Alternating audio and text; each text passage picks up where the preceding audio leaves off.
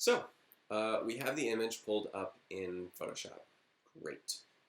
What we want to do now is start to make more adjustments. What I do want you to do is get familiar with the tools on the side and see what everything is and what it does, or what they do. And I guess you can have it set up so that it hovers a little tool here to tell you what they actually do. But we're not going to mess with those today, just get familiar with them.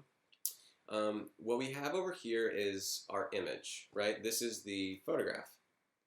And if I click this little lock thing, we can turn it on and off. So I'm going to keep it locked. And what we have above it is the adjustments layer. Now, if you don't see this, go up to Window, click on Workspace, make sure it's on Photography, and you can always hit Reset Photography, right? So if I reset photography, it forces me to see the library, which I never like. That's never helped me once. I always have it clicked on the adjustments layer. I bring this up so that I can see all my layers a little bit. You can customize this, and then you can save it. You can have your own workspace with your own name on it. Okay, so all these different adjustment layers do different things. We have our brightness and contrast, we have levels, we have curves, we have exposure, we have vibrance, yada yada. There's so many different things that we can do, and a lot of them actually can do very similar things. So what I want to do first is I'm going to click on the curves layer. And most important thing I want to show you right now is we need to expand this to its fullest size. Just get it big enough so that it's no longer stretching to get bigger. And the reason that we do that is that when we're very small and we make adjustments, it jumps by multiple points. And when we're as big as can be, they're much more refined. Seems silly, but it's actually very important. So, a curve. What is a curve? Well, we can basically customize it to be whatever crazy curve we want it to be, but we're not doing that. We're actually trying to figure out a way to get the right amount of contrast in the image. So if we give it a curve that's an S curve, we can see how we've given it contrast, right? Oops. I've got 3 points, and I've created this curve, and that's caused a ton of contrast. So the reason there's two things that have happened to it. It's given a ton of contrast tonally, and it's also made the colors really rich and vibrant, okay? So I've gone too far. I want to pull it back. I want to give it just a little bit of contrast. So the reason it's giving you contrast when you make a curve like this is because here's our blacks, here's our shadows, and our midtones, and our whites and highlights, right? So if we're over in this area, this is the highlights, we're adjusting the highlights. If we're in here, we're adjusting the midtones. If we're down here, we're adjusting the blacks. Make sense? So if I take the blacks and I just give it a little bit of a dip into the blacks, it's going to give us that little bit of contrast in the black. And then up here, I can do a little bit of adjustment in the highlights. And the reason I like to do it this way is because if I pin it here in the middle, we have control over how much highlight in black we actually want. So now over here on the right, I've clicked on that adjustment curve, and it put itself down here above the background layer. I can turn it on and off. That's what it looks like with this contrast, okay?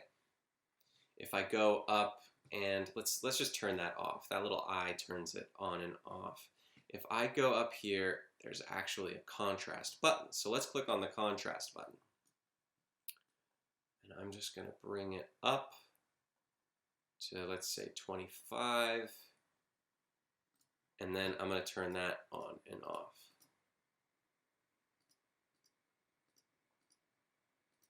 Okay, they're pretty similar. What's the difference?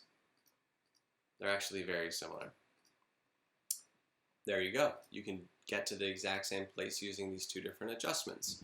It's all about which one you find is more comfortable for you. The adjustment layer, contrast layer, could just be the easiest thing that you like to use and it works for you. I always use curves, so I'm going to drag this to the trash and I'm going to turn this curve back on, and that's all I'm going to use for the contrast.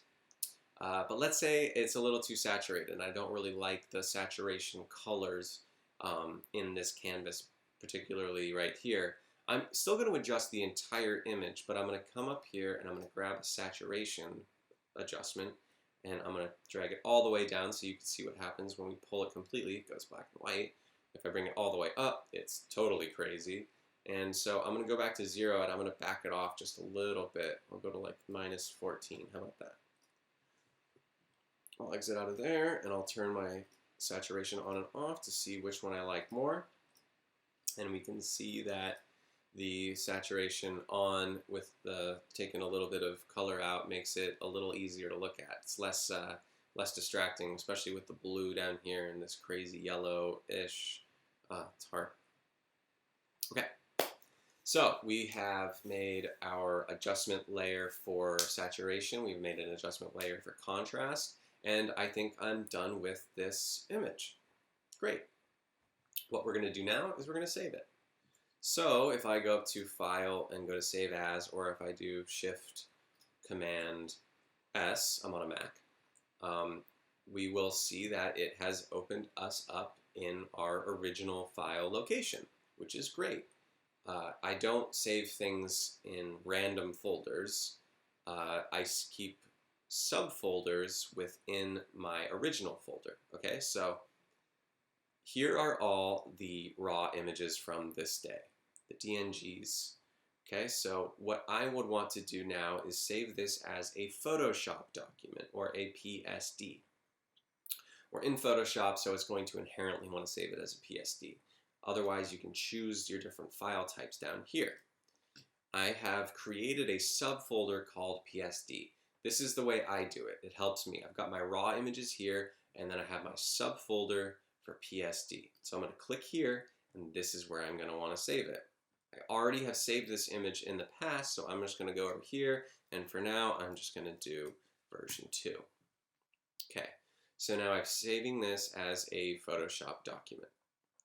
If I go over to Bridge, we can see down at the bottom within my PSD, we now have version 2, saved as a PSD. But PSD can't be uploaded for an assignment, or it can't be shared to your phone for Instagram, or it can't be, sent in an email very easily, because PSDs are still large files. The problem with that is it's a large file. The benefit to PSDs is that these layers are saved until next time. So when we exit out of here and we open this image again, all of these adjustment layers are still here, and you can, you can refine your adjustments as you go. If it's a photograph you like and you want to work on it more, you can always come back to it. Okay. Let's save it as a JPEG. What we have is our original folder here where the image came from. We've got our PSD, and all we have to do is click here on JPEG. And what I like to do is make a folder for JPEG in the same way that I did for PSD, which is up here, and I can click on my folder and make my JPEG. Again, stay organized. This is very, very helpful for you moving forward and finding your images. The one thing that I guess I could say about creating a separate folder is that if you were making a folder for this assignment, for an assignment, you could do that, and then at this point, go into your hard drive or onto your desktop and make a folder called depth of field or whatever, and JPEGs, depth of field JPEGs or whatever, and save the JPEGs there to that location. Most importantly, your PSD should live within this subfolder in its original folder. But we can do this. We'll hit save, and then we want to make sure that our quality is 12. That is the highest quality. If you bring it down, it's going to make it a smaller image, which would be easier to share in an email or whatever, but the quality really drops. There's another way to make images smaller, and I'll show you that later. For now, 12 is what you want, and hit OK. Go to Bridge. We've got our PSD saved here. I can go to the JPEG folder, and this is the one that we just made. Great, I know where it is. So that is the Camera Raw and Photoshop introduction. It's why we use RAW. We get to make these layers, we get to make these adjustments, and we get to save them, and we get to have more control over our image. Okay?